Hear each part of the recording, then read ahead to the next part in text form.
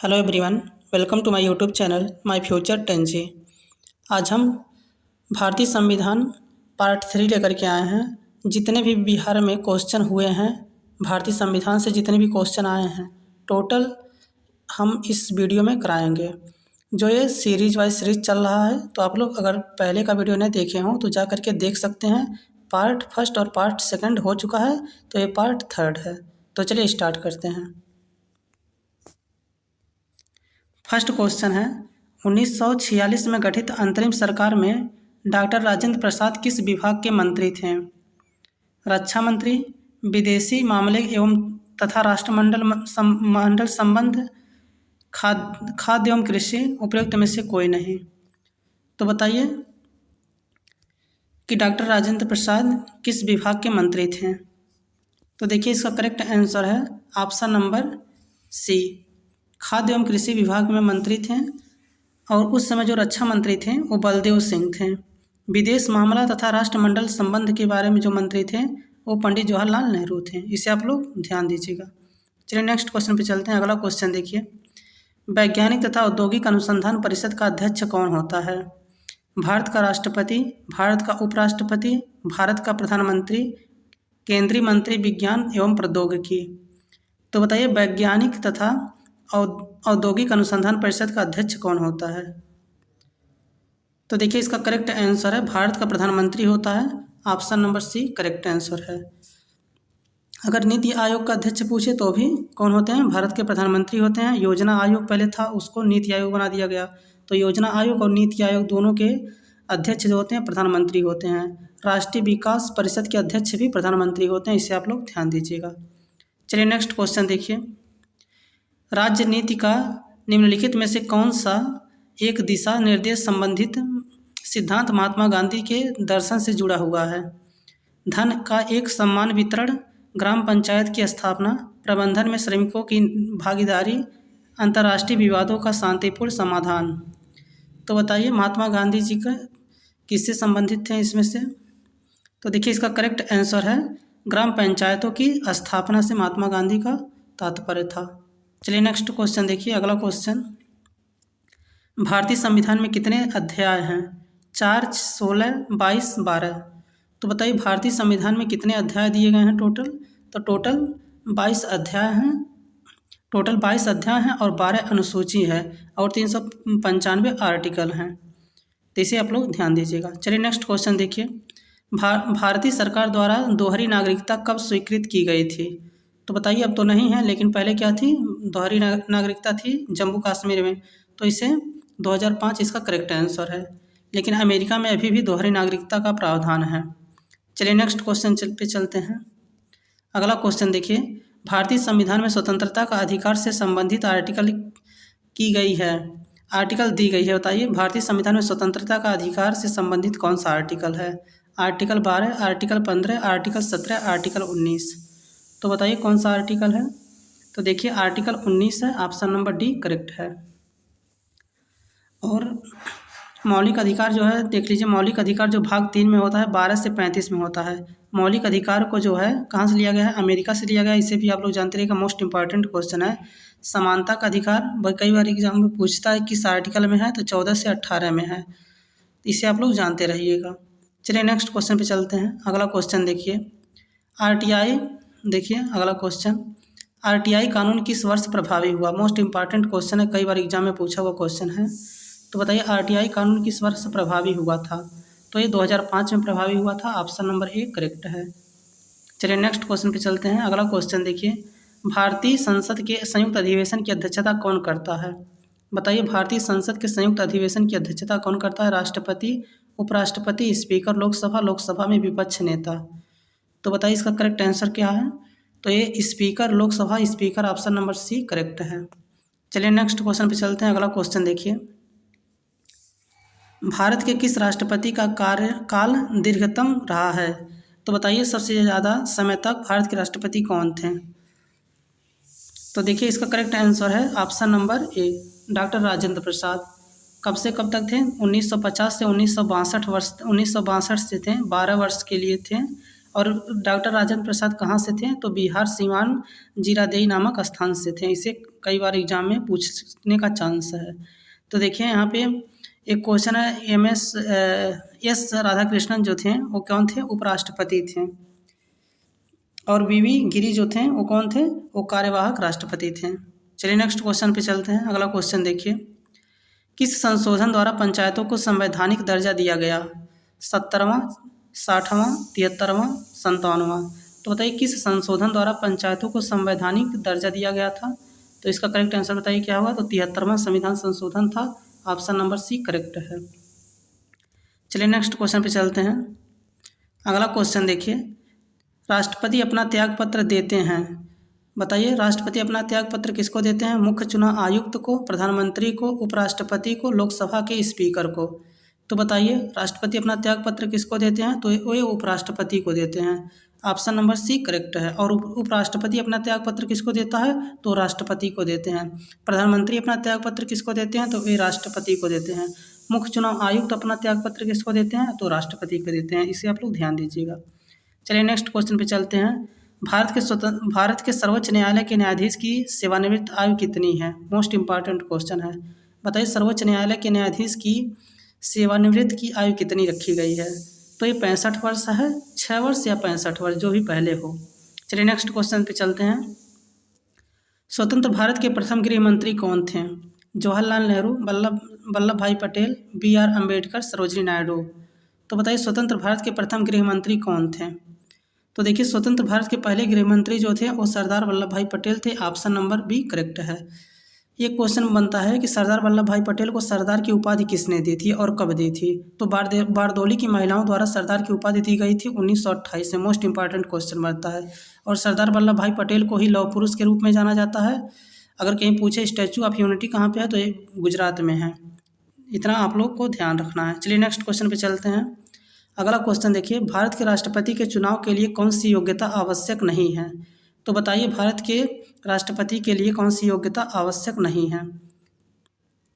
भारत का नागरिक हो, 35 वर्ष से अधिक आयु हो, लोकसभा का सदस्य हो, कोई लाभकारी पद पर न हो? तो इसका करेक्ट आंसर है ऑप्शन नंबर सी। चलिए नेक्स्ट क्वेश्चन पे चलते हैं। अगला क्वेश्चन देखिए, शारदा अधिनियम संबंधित है। तो बताइए शारदा अधिनियम किससे संबंधित है? विधवा पुनर्विवाह से, बाल मजदूरी से, अंतर्जातीय विवाह से, बाल विवाह से? तो बताइए शारदा अधिनियम किससे संबंधित? तो शारदा अधिनियम बताइए, इसका मोस्ट इंपॉर्टेंट क्वेश्चन है। शारदा अधिनियम जो है बाल विवाह से संबंधित है। ऑप्शन नंबर 4 करेक्ट है। शारदा अधिनियम आया था 1929 में। उसमें बताया गया था कि लड़कियों की आयु 14 वर्ष और लड़कों की आयु 18 वर्ष। लेकिन वर्तमान में लड़कियों की आयु जो है, शादी की आयु जो है 18 वर्ष है और लड़कों की आयु जो है 21 वर्ष है। चलिए नेक्स्ट क्वेश्चन पे चलते हैं। अगला क्वेश्चन देखिए, भारतीय संविधान के संदर्भ में निम्नलिखित में से कौन सा कथन सही है? तो इसमें बताइए कौन सा कथन सही है? यह पूर्ण रूप से ब्रिटिश संविधान पर आधारित है। भारतीय संविधान बताना है। भारतीय संविधान जो कह रहा है यह पूर्ण रूप से ब्रिटिश संविधान पर आधारित है। यह भारत सरकार के एक्ट 1935 के आधार पर केवल बनाया गया है। यह विभिन्न संविधानों का मिश्रण है। यह मौलिक है। तो बताइए देखिए ये सब क्या है?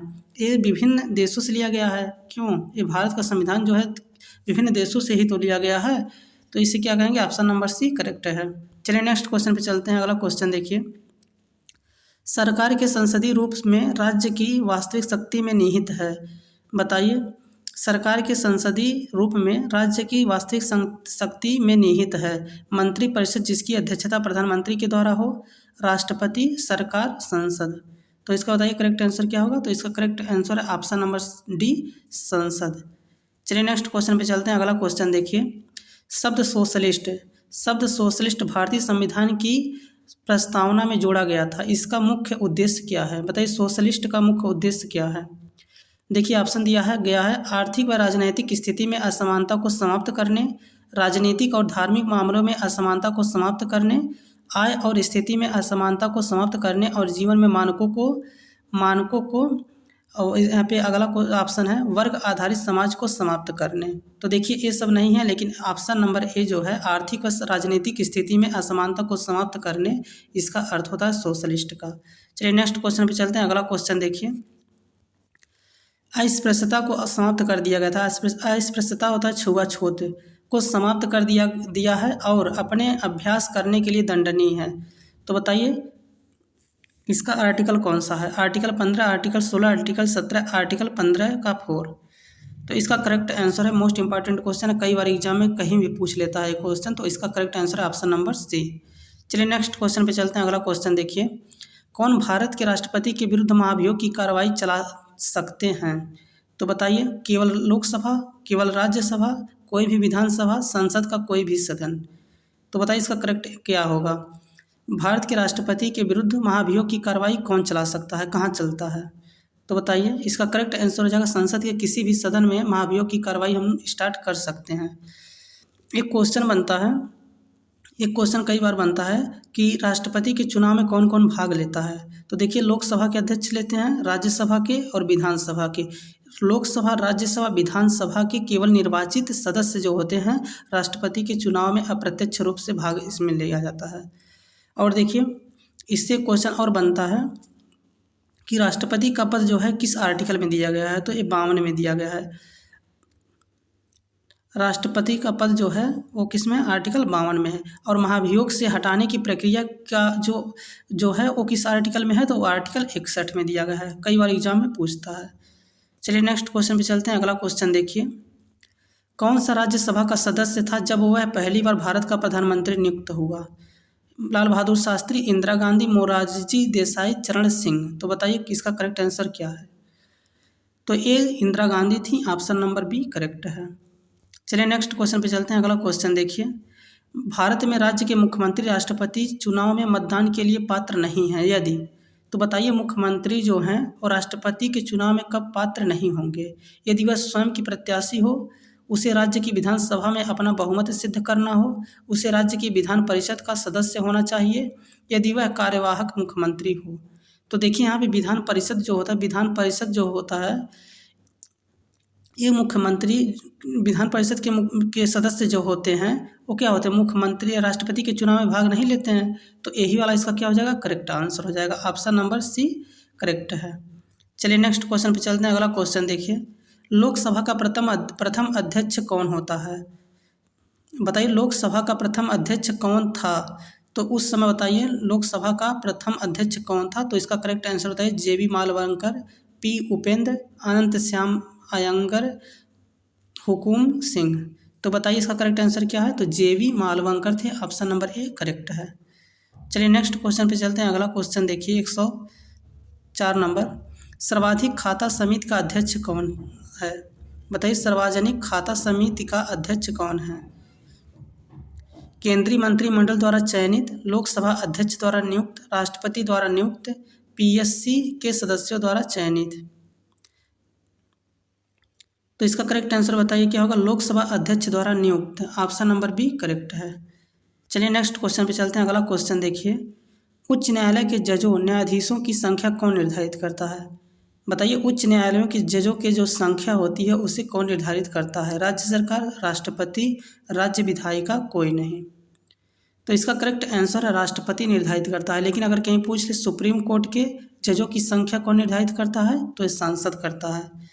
चलिए नेक्स्ट क्वेश्चन पे चलते हैं। अगला क्वेश्चन देखिए, राज्यपाल द्वारा अनुमोदित है। बताइए राज्यपाल द्वारा अनुमोदित मतलब क्या होता है? नियुक्त होता है। तो राज्यपाल किसके द्वारा नियुक्त किया गया है? तो ये राष्ट्रपति के द्वारा किया गया है, ऑप्शन नंबर बी करेक्ट है। चलिए नेक्स्ट क्वेश्चन पे चलते हैं। अगला क्वेश्चन देखिए, निम्न में से कौन लोकपाल विधेयक के बारे में सच नहीं है? ऑप्शन है लोकपाल सेट ऑफ संस्था मंत्रियों स्खलित पर प्रतिबंध लगाया। अगला ऑप्शन है एक नियुक्त लोकपाल 5 वर्ष की एक अधिकतम अवधि के लिए पद धारण कर सकता है। अगला ऑप्शन है लोकपाल शिकायतों के एक सरकारी नौकरी के अतिरिक्त अन्य किसी भी नागरिक द्वारा किया जा सकता है। अगला ऑप्शन है लोकपाल सुप्रीम कोर्ट के मुख्य न्यायाधीश द्वारा नियुक्त किया जाता है। तो बताइए इसका करेक्ट क्या आंसर क्या होगा?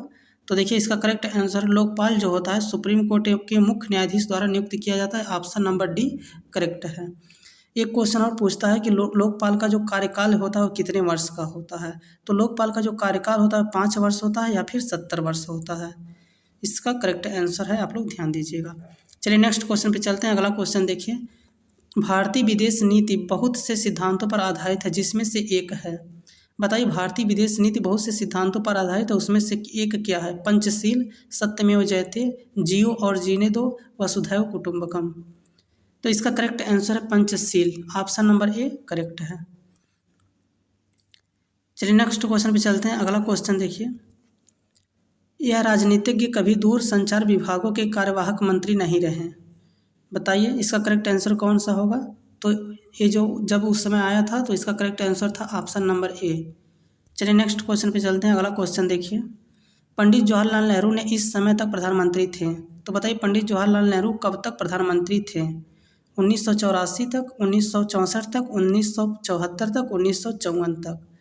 तो पंडित जवाहरलाल नेहरू जो थे 1964 तक प्रधानमंत्री थे, ऑप्शन नंबर बी करेक्ट है। अगला क्वेश्चन देखिए, अगला क्वेश्चन 111 नंबर देखिए, भारत में संघ शासित प्रदेशों की संख्या है। तो बताइए भारत में संघ शासित प्रदेशों की संख्या कितनी है? ये 2013 में जो था वो 7 था, लेकिन प्रेजेंट टाइम में कितना है? 8 है। केंद्र शासित प्रदेशों की संख्या कितनी है? 8 है। और राज्य कितने हैं? 28 हैं। ठीक, इससे आप लोग ध्यान दीजिएगा। चलिए नेक्स्ट क्वेश्चन पे चलते हैं। अगला क्वेश्चन देखिए, इस व्यक्ति ने लोकसभा चुनाव में सबसे अधिक मतों से जीतने का विश्व रिकॉर्ड कायम किया है। बताइए किसने सबसे ज़्यादा मत पाए थे? तो इसका करेक्ट आंसर उस समय था Ramvilas Paswan, option number A correct है। चलिए नेक्स्ट क्वेश्चन पे चलते हैं, पृथक पंचायती राज मंत्रालय का गठन कब हुआ? बताइए पृथक पंचायती राज मंत्रालय का गठन कब हुआ था? तो इसका करेक्ट आंसर है 2004 में। चलिए नेक्स्ट क्वेश्चन पे चलते हैं। अगला क्वेश्चन देखिए, मणिपुर की राजधानी कहाँ है? तो बताइए मणिपुर की राजधानी कहाँ है? तो इम्फाला में, ऑप्शन नंबर बी करेक्ट है। अगला क्वेश्चन देखिए, अगला क्वेश्चन 115 नंबर, लोकसभा के कार्यकाल की अवधि कितनी होती है? ये कई बार एग्जाम में पूछता है कि लोकसभा के कार्यकाल की अवधि कितनी होती है। तो लोकसभा का 5 वर्ष होता है, ऑप्शन नंबर ए करेक्ट है। चलिए नेक्स्ट क्वेश्चन पे चलते हैं। अगला क्वेश्चन देखिए, लोकसभा के कार्यकाल की अवधि हो गया है। चलिए नेक्स्ट क्वेश्चन पे चलते हैं, लोकसभा का पहला उप प्रधानमंत्री कौन था? बताइए भारत का पहला उप प्रधानमंत्री कौन था? चलिए बताइए भारत का पहला उप प्रधानमंत्री कौन था? सरदार वल्लभ भाई पटेल, मोरारजी देसाई, चौधरी चरण सिंह, जगजीवन राम। तो कौन थे? इसका करेक्ट आंसर सरदार वल्लभ भाई Patel, option number A correct है। चलिए नेक्स्ट क्वेश्चन पे चलते हैं, भारत के सशस्त्र बलों का सुप्रीम कमांडर कौन होता है? भारत के राष्ट्रपति, भारत के उपराष्ट्रपति, भारत के प्रधानमंत्री, भारत के रक्षा मंत्री। तो बताइए भारत के सशस्त्र बलों का सुप्रीम कमांडर कौन होता है? तो भारत के राष्ट्रपति होते हैं, ऑप्शन नंबर ए करेक्ट है। चलिए नेक्स्ट क्वेश्चन पे चलते हैं। अगला क्वेश्चन देखिए, इनमें से राज्यसभा का अध्यक्ष कौन होता है? तो बताइए राज्यसभा का अध्यक्ष कौन होता है? प्रधानमंत्री, राष्ट्रपति, उपराष्ट्रपति, विरोधी दल का नेता। तो देखिए राज्यसभा का जो अध्यक्ष होता है वो उपराष्ट्रपति होते हैं, ऑप्शन नंबर 3 करेक्ट है। चलिए नेक्स्ट क्वेश्चन पे चलते हैं। अगला क्वेश्चन देखिए अगला क्वेश्चन, त्रिपुरा की राजधानी है अगरतला, शिलांग, दीमापुर, ईटानगर। तो बताइए अगरतला इसका करेक्ट आंसर है, ऑप्शन नंबर ए करेक्ट है। चलिए नेक्स्ट क्वेश्चन पे चलते हैं। अगला क्वेश्चन देखिए, लास्ट क्वेश्चन है, भारत का राष्ट्रपति कौन है? प्रतिभा देवी सिंह पाटिल, KR नारायण, हामिद अंसारी, अब्दुल कलाम। तो आपको 2013 के अनुसार नहीं, प्रेजेंट टाइम में बताइए भारत के राष्ट्रपति कौन है? तो इसका करेक्ट आंसर बताइए क्या होगा? द्रौपदी मुर्मू। लेकिन उस समय कौन थे? उस समय कौन थे? प्रतिभा देवी सिंह पाटिल थे। ठीक, लेकिन प्रेजेंट टाइम में कौन है? प्रेजेंट टाइम में द्रौपदी मुर्मू हैं। कहाँ से हैं? उड़ीसा से हैं। ठीक, ये आदिवासी महिला हैं। तो चलिए, अगर अब वीडियो अच्छा लगा हो तो वीडियो को लाइक कर दीजिएगा, चैनल पर पहली बार हो तो चैनल को सब्सक्राइब कर लीजिएगा। Thanks for watching this video.